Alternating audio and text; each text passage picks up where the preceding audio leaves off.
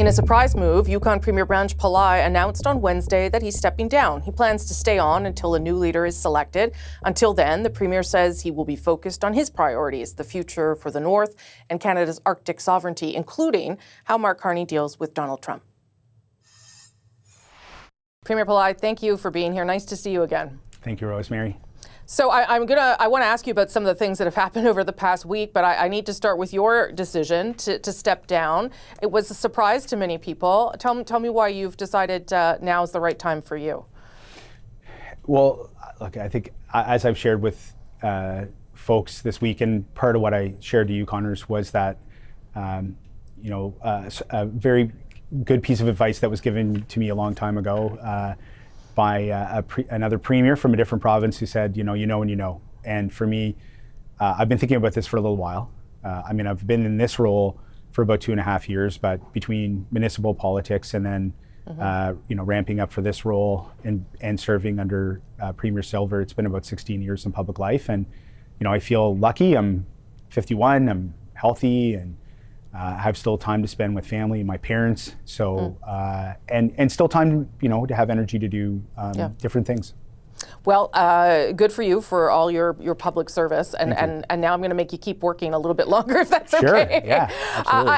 I want to talk about the Premier's call, the First Minister's call, but I want to go back to that meeting that the Prime Minister had with Donald Trump and how that went. So that's obviously what was discussed on the call, but what did you make of what you saw in the public sphere about the meeting that the Prime Minister had with the President? Yeah, look, I wasn't holding my breath that it was going to, be there was going to be huge successes in it. I think just like holding ground, everybody was concerned based on previous bilateral meetings that President Trump had with other world leaders. I thought that Mark Carney did an incredible job. That was the sense from the premiers. There was a lot of congratulations around the table. The Prime Minister shared with us a bit, in some of the conversations that I think had stronger language from him as well behind the scenes. So I appreciate him standing up for our country. I think Canadians see that as successful when you're dealing with President Trump. And, I think it's a starting point for a very tedious relationship that we're all going to be watching closely for the next number of years. So you talked a little bit about how it was received with the First Ministers. Obviously, you don't have to speak for everybody, but did you get the sense that people came out of that meeting feeling like there was a path forward for Canada to resolve this?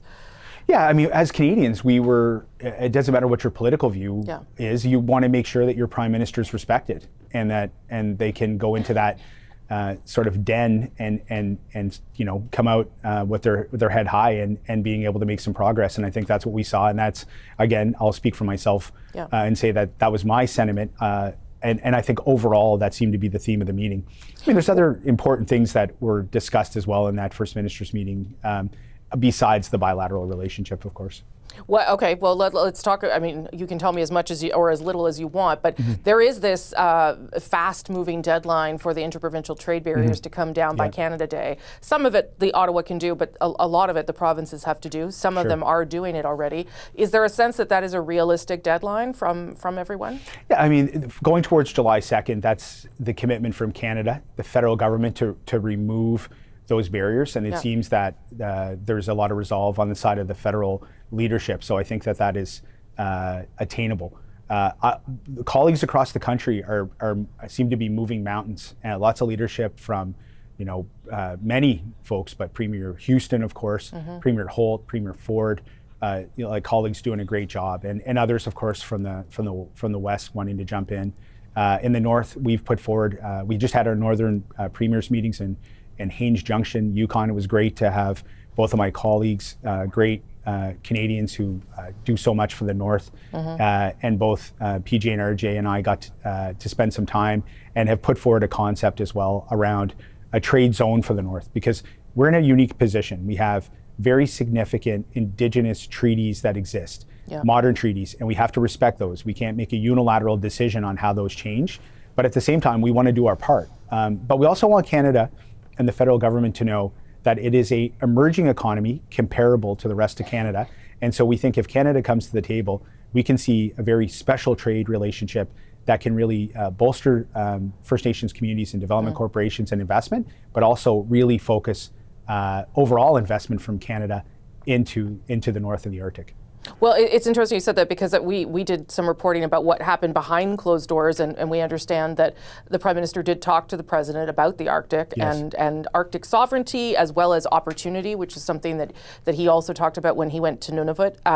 What is your sense then of what role that could be there, and how the Prime Minister might use that as well as part of, dealing with Donald Trump to say, listen, there's lots of opportunity for trade routes here that we might be able to develop? Yeah, he's positioning potential partnerships. I don't think he's, locking into those as the only option. No. Look, for the premiers in the North and for Canadians, I think we're all going to watch what happens with Cabinet, who gets appointed and who has responsibility specifically for those areas in the North that are incredibly important. The second thing will be, of course, we've seen the platforms, but how does that translate into the throne speech? And are we going to see real significant commitments for Canada's North? Which I think for the Americans are going to watch that too. I mean, it's one thing to say that, it's one thing for us to posture about the importance, but what'll be key is what dollars are in this budget coming forward? What does the throne speech say? And what are the first commitments to the territories? And that will be the first step. And then, as this relationship evolves, we'll have a sense of the comfort by Canadians with continuing to have these new potential partnerships, whether it's on critical minerals, whether it's on infrastructure development, on ensuring that there's trades routes that are controlled by Canada and the US. I think all of those conversations are still evolving. Did you get the impression after speaking with the Prime Minister that this is going to get resolved? Like, do you feel more optimistic now that these tariffs will be lifted eventually? I feel very, very comfortable with Prime Minister Carney being the person at the table. I shared with him, I had hoped to see him in that role for a long time, long before this winter. And I think there's a comfort level with what he brings to the table, how he handles himself. But I don't think anybody thinks this is going to happen quickly, and it shouldn't happen quickly. I think it has to be very thoughtful, and there's a lot of chess game to be played here. We got to make sure that Canada gets a deal on a renegotiation of CUSMA that's good and fair. We felt we were already there. The U.S. doesn't. They're going to try to take more pieces of the pie. But I think what we also have to do is think about new ways for both countries to work together.